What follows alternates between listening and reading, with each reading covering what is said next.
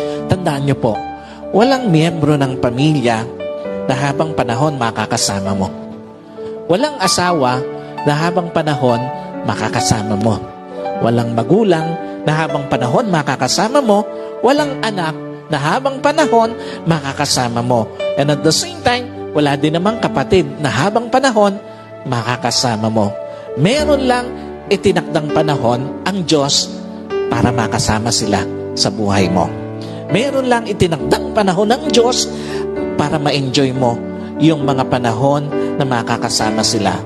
Bawat panahong kasama ang pamilya, pahiram ng Diyos. Bawat panahong kasama mo sila o bawat araw na kasama mo sila, kabawasan yon sa panahong makakasama mo sila. At bawat sandali na lilipas, palapit ng palapit yon sa pagtatapos ng pahiram na panahon sa iyo ng Diyos. Kaya hindi dapat sinasayang panahon para sa pamilya, lalo na sa pagtataniman ng sama ng loob, lalo na sa pagkakait ng pagpapatawad, at lalong-lalo na sa paggagawa ng yaman.